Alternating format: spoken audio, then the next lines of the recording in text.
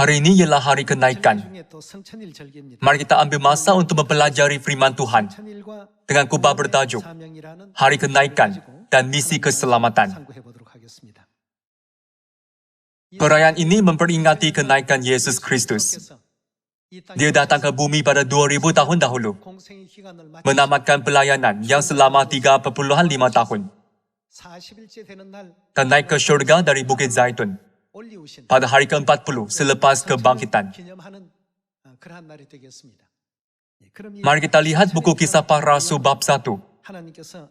Bagaimana Tuhan menunjukkan kenaikan ini. Buku Kisah Para Rasul bab 1 ayat 6. Dalam ayat 6 tertulis, maka bertanyalah mereka yang berkumpul di situ, Tuhan, mahukah engkau pada masa ini memulihkan kerajaan bagi Israel? Jawabnya, engkau tidak perlu mengetahui masa dan waktu yang ditetapkan Bapa sendiri menurut kuasanya. Tetapi kamu akan menerima kuasa kalau Roh Kudus turun ke atas kamu. Dan kamu akan menjadi saksiku di Yerusalem dan di seluruh Yudea dan Samaria dan sampai ke ujung bumi. Sesudah ia mengatakan demikian, bagaimana? Terangkatlah ia. Terangkatlah ia disaksikan oleh mereka, dan awan menutupnya dari pandangan mereka. Ketika mereka sedang menatap ke langit waktu ia naik itu, tiba-tiba berdirilah 2 orang yang berpakaian putih dekat mereka, dan berkata kepada mereka, hai orang-orang Galilea, mengapakah kamu berdiri melihat ke langit?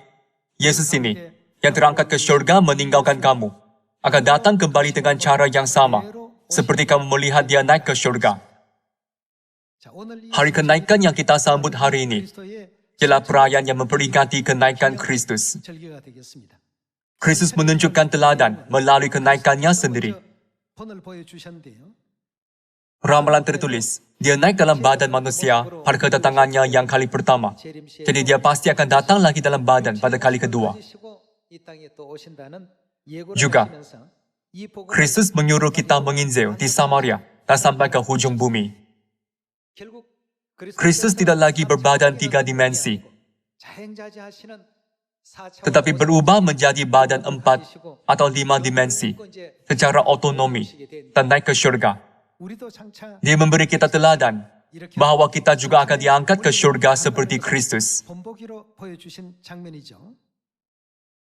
Mari kita lihat buku 1 Tesalonika bab 4 ayat 13.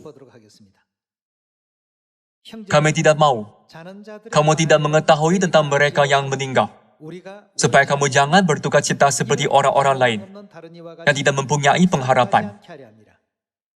Yesus telah mati dan telah bangkit, maka kita percaya juga bahwa mereka yang telah meninggal dalam Yesus akan dikumpulkan Tuhan bersama-sama dengan Dia. Ramalan tertulis bahwa Dia akan bawa berpuluh-puluh ribu malaikat syurgawi dengannya pada saat yang terakhir. Ayat 16. Sebab pada waktu tanah diberi, yaitu pada waktu penghulu malaikat berseru dan sangkakala Tuhan berbunyi, maka Tuhan sendiri akan turun dari syurga, dan mereka yang mati dalam Kristus akan lebih dahulu bangkit. Sesudah itu, kita yang hidup, yang masih tinggal, akan bagaimana?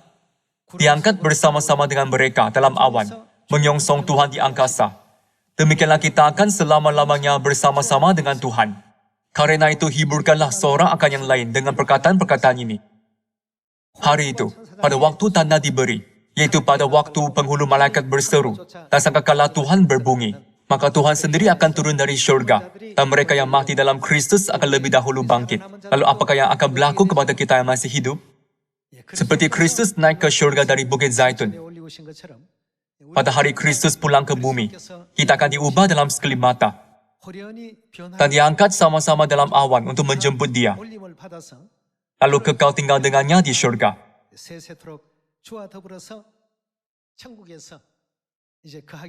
Tuhan memberikan mesej harapan ini kepada kita melalui Alkitab. Kalian, janganlah kita hilang harapan itu. Tidak kira hidup kita di bumi, betapa susah, penat, dan payah. Bukankah hari kita memasuki syurga yang kekal semakin dekat? Memikirkan syurga yang sudah sangat dekat, marilah kita bertahan. dan mengatasi kesusahan hidup kita di sini. Sedikit lagi. Serta tidak melepaskan harapan syurga. Mari kita sambung dengan buku 1 Korintus bab 15. Buku 1 Korintus bab 15 ayat 50.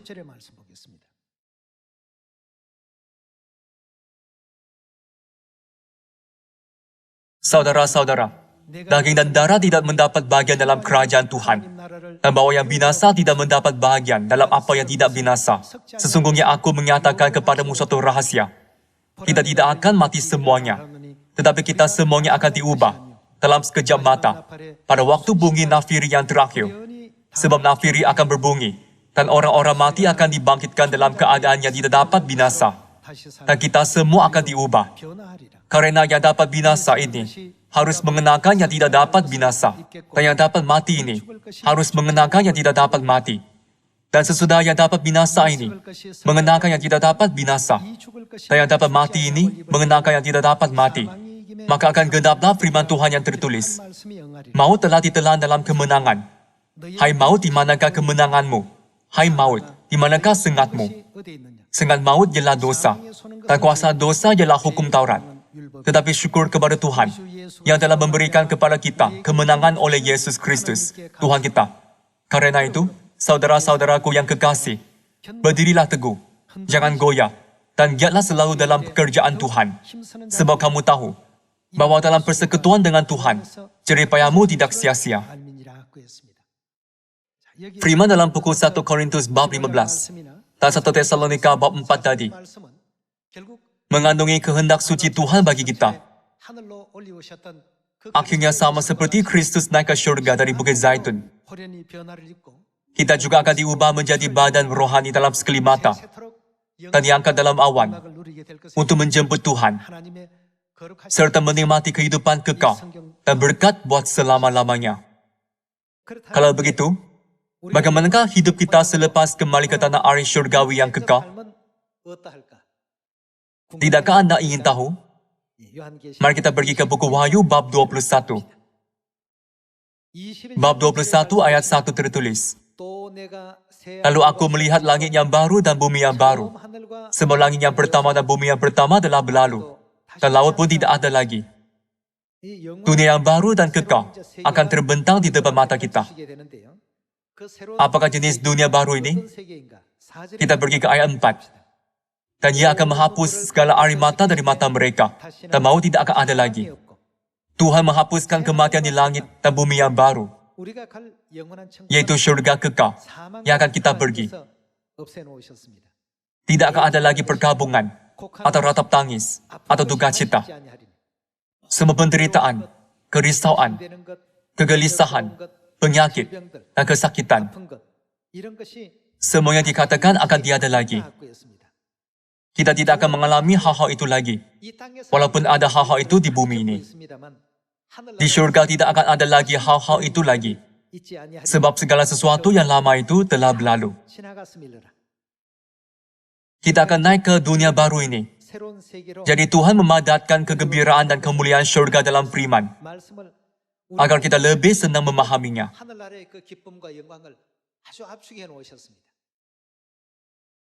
Maut tidak akan ada lagi. Tidak akan ada lagi perkabungan, ratap tangis, atau duka cita. Kalau begitu, hanya ada apa? Hanya ada kehidupan dan berkat yang kekal. Janganlah kita hanya menumpukan perhatian terhadap kehidupan yang sementara di bumi ini, yang akhirnya akan lenyap. Sebaliknya, kita perlu merenungkan apa yang harus kita buat untuk kerja syurga yang kekal. Jadi, apakah permintaan Kristus dalam buku Kisah Para Rasul bab 1 apabila dia naik ke syurga? Jadilah saksiku di Samaria dan sampai ke hujung bumi. Bukankah? Pada zaman Roh Kudus ini juga, kita semua harus berusaha untuk menyebarkan kemuliaan Bapa Syurgawi, Kristus An Sang Hong, dan Ibu Syurgawi Yerusalem baru ke seluruh dunia. Hari ini, marilah kita mengkaji secara ringkas sejarah Perjanjian Lama tentang hari kenaikan. Buku Keluaran bab 19 ayat 1.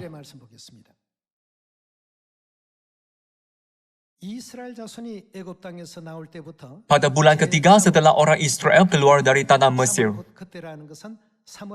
Dalam Alkitab versi Borneo, ada tertulis sejelasnya, hari pertama pada bulan ketiga. Hari pertama pada bulan ketiga, mereka tiba di padang gurun Sinai pada hari itu juga. Setelah mereka berangkat dari Rafidim, tibalah mereka di padang gurun Sinai. Lalu mereka berkemah di padang gurun. Orang Israel berkemah di sana, di depan gunung itu. Lalu naiklah Musa menghadap Tuhan. Dan Tuhan berseru dari gunung itu kepadanya, "Beginilah kau katakan kepada keturunan Yakub, dan kau beritakan kepada orang Israel." Hari pertama bulan ketiga ialah hari ke-40, selepas menyeberangi Laut Merah. Pada hari ke-40, Musa dipanggil oleh Tuhan.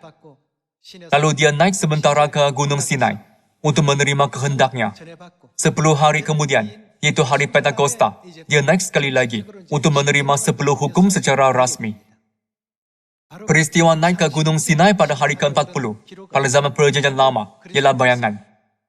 Akhirnya, ia menunjukkan bagaimana Kristus akan naik ke syurga pada hari ke-40, selepas dia bangkit dari antara orang mati. Pada zaman Perjanjian Lama, Musa pergi kepada Tuhan yang berfirman, "Janganlah orang mendekati gunung ini. Semua orang harus menguduskan diri, mencuci pakaiannya, dan menantikan kehendak Tuhan." Demikianlah selepas menerima pelbagai arahan Tuhan, dia turun dari gunung. Pada hari ke-50, dia naik sekali lagi. Selepas berpuasa dan berdoa selama 40 hari di Gunung Sinai, dia menerima loh batu 10 hukum yang pertama, lalu turun. Semua kerja Musa seperti ini sangat berkaitan dengan perayaan yang kita sambut. Sama seperti hari apabila dia naik ke Gunung Sinai kepada Tuhan buat kali pertama. Itulah hari ke-40 selepas menyeberangi Laut Merah. Yesus Kristus naik ke syurga pada hari ke-40, selepas dia bangkit dan keluar dari kubur. Mari kita lihat babak ini secara ringkas dalam buku Keluaran bab 24. Buku Keluaran bab 24. Bab 24 ayat 12 tertulis, Tuhan berfirman kepada Musa, "Naiklah menghadap aku ke atas gunung, dan tinggallah di sana. Maka aku akan memberikan kepadamu loh batu, yakni hukum dan perintah, yang telah aku tuliskan untuk diajarkan kepada mereka." Tuhan berjanji akan memberikan 10 hukum. Ayat 13. Lalu bangunlah Musa dengan Yosua, abdinya. Maka naiklah Musa ke atas gunung Tuhan itu. Tetapi kepada para tua-tua itu ia berkata, "Tinggallah di sini menunggu kami, sampai kami kembali lagi kepadamu. Bukankah Harun dan Hur ada bersama-sama dengan kamu? Siapa yang ada perkaranya, datanglah kepada mereka." Maka Musa mendaki gunung dan awan itu menutupinya. Kemuliaan Tuhan diam di atas gunung Sinai, dan awan itu menutupinya 6 hari lamanya. Pada hari ke-7 dipanggilnya lah Musa dari tengah-tengah awan itu. Tampaknya kemuliaan Tuhan sebagai api yang menghanguskan di puncak gunung itu. Pada pemandangan orang Israel, masuklah Musa ke tengah-tengah awan itu dengan mendaki gunung itu. Lalu tinggallah ia di atas gunung itu 40 hari dan 40 malam lamanya. Pada hari ke-40, dia naik kepada Tuhan buat kali pertama, menerima pelbagai arahan Tuhan, dan turun untuk menyampaikan kehendaknya. Kemudian pada hari ke-50, dia naik ke Gunung Sinai dan menerima loh batu 10 hukum. Semua kerjanya direkodkan dalam buku Keluaran bab 24. Pekerjaan Musa menjadi asal-usul perayaan yang kita sambut pada hari ini. Mengapakah kita harus sambut perayaan yang seperti ini? Orang di dunia menganggap hari ini sebagai hari yang biasa. Namun, mengapakah kita harus sambut perayaan Tuhan? Mari kita lihat buku Filipi bab 3. Buku Filipi bab 3 ayat 20. Karena kewargaan kita adalah di mana? Tertulis bahwa kewarganegaraan kita adalah di syurga, bukan di bumi ini. Dan dari situ juga kita menantikan Tuhan Yesus Kristus sebagai Juru Selamat, yang akan mengubah tubuh kita yang hina ini, sehingga serupa dengan tubuhnya yang mulia, menurut kuasanya, yang dapat menaklukkan segala sesuatu kepada dirinya. Karena kewarganegaraan kita berada di surga, perayaan-perayaan ini bermakna besar buat kita. Ini karena dalam perayaan ini, mengandungi semua kebenaran yang telah disediakan Tuhan demi keselamatan manusia. Dia bukan hanya naik ke surga pada hari ke-40, selepas kebangkitan tanpa sebab. Hal itu demikian adalah untuk memenuhi dan melengkapkan semua ramalan tentang perayaan. Jadi, dia naik ke surga pada hari ke-40, selepas kebangkitan. Dan pada hari ke-50, dia memberikan hujan Roh Kudus pada awal musim kepada semua orang kudus gereja awal. Ada orang berpikir, apakah kaitan semua ini dengan aku? Sangat berkaitan. Karena di manakah kewarganegaraan kita? Kewarganegaraan kita adalah di surga. Kalau begitu, bukankah umat surga harus ikut semua hukum surga?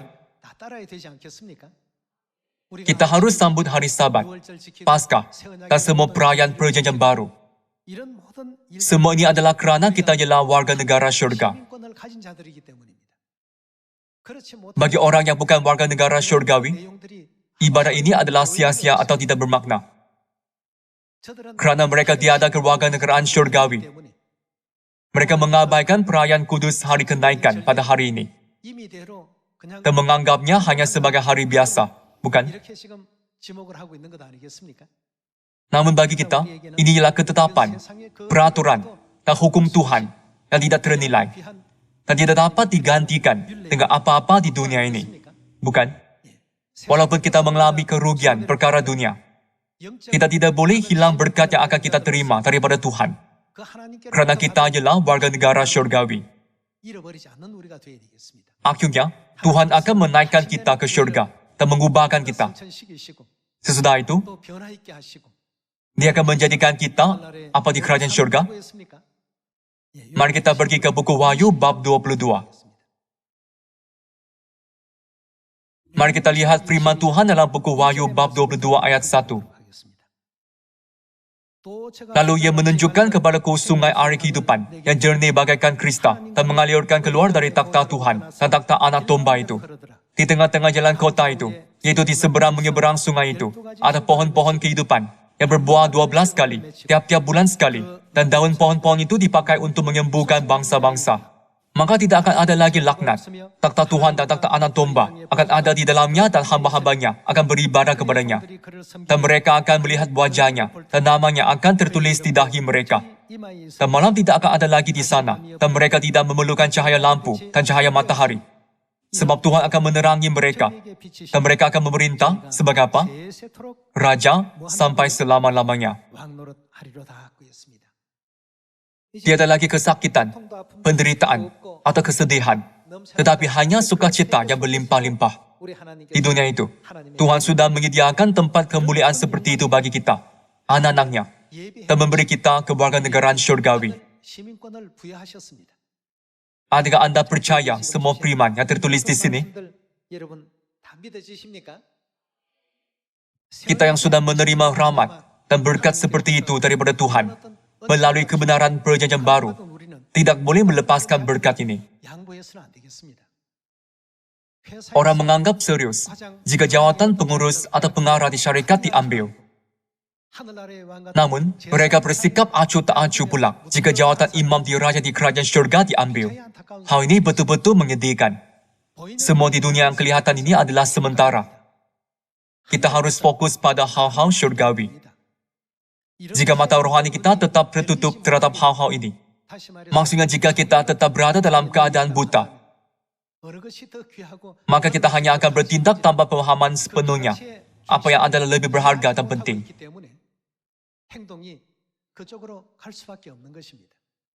Kalian semua, kita ialah warga negara syurga. Apakah yang harus kita buat dengan perintah Tuhan?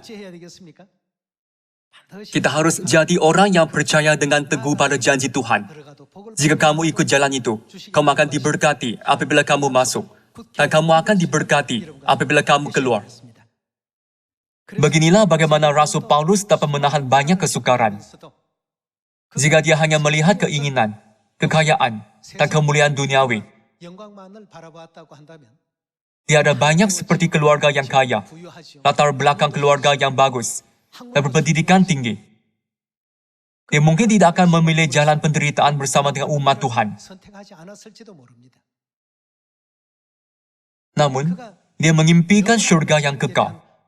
Jadi dia berkata, tidak kira apa layanan yang aku terima di dunia fisika 3 dimensi ini, aku tidak akan melepaskan perkara syurgawi. Walaupun Yakub kesakitan kerana pangkal pahanya terkehiau, dia berkata, aku tidak akan biar engkau pergi jika engkau tidak memberkati aku. Jika engkau memberkati aku akan melepaskan tanganmu. Berkatilah aku. Siapakah namamu? Yakub.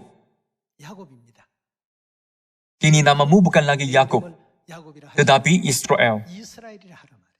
Dia berikan nama yang bermaksud orang yang sudah berjaya bergelut dengan Tuhan. Bukan? Kalian, jika kita buta secara rohani dan tidak melihat kemuliaan syurga yang bersinar, kita harus bertanya kepada sendiri, haruskah aku lebih fokus terhadap ini atau itu? Demikianlah kita menimbang iman dan kerisaan duniawi kita. Namun, tidak perlu buat seperti itu. Di manakah kewarganegaraan kita? Jika di syurga, jalanlah di atas semua jalan itu sebagai umat syurga. Maka semua berkat yang disediakan akan mengikut jejak umat syurgawi secara semula jadi. Tolong percayalah sepenuhnya fakta ini. Mari kita pastikan permintaan Tuhan dalam buku Matius bab 28. Buku Matius bab 28 ayat 18. Ayat 18. Yesus berkata, kepadaku telah diberikan segala kuasa di syurga dan di bumi. Karena itu pergilah, jadikanlah semua bangsa muridku, dan baptislah mereka dalam nama Bapa dan Anak dan Roh Kudus. Dan ajarlah mereka melakukan segala sesuatu yang telah aku perintahkan kepadamu. Dan ketahuilah, aku menyertai kamu senantiasa sampai kepada akhir zaman. Dia minta kita agar jangan menyimpan bagi sendiri segala yang kita dengar, lihat, dan belajar daripadanya. Tetapi, menyebarkannya dengan setia kepada semua orang di Samaria dan sampai ke hujung bumi. Selepas itu, dia naik ke syurga. Inilah firman-Nya yang terakhir di bumi ini. Pada zaman Roh Kudus, apabila Bapa datang ke bumi ini, inilah firman-Nya yang terakhir. Masa sudah tiba. Menginjillah setekunnya. Tiada apa lagi selain daripada menginjil. Bapa pergi selepas memberi permintaan ini. Apabila kita membandingkan kerja kedatangannya yang kali pertama dengan yang kedua, semua adalah selaras. Kerjanya yang pada kedua-dua masa adalah sama. Selepas kita menyambut hari kenaikan, apakah yang harus kita buat di bumi ini? Adakah kita harus mengabaikan atau mementingkan perintah Bapa? Sebagai warga negara syurgawi, kita harus baik-baik mengenal tanggung jawab dan misi kita agar dapat banyak memberikan kemuliaan dan pujian kepada Tuhan sepanjang hayat sebagai saksi perjanjian baru. Dengan berharap Anda akan menjadi saksi Bapa dan Ibu, saya tamatkan khutbah. Sekian, terima kasih.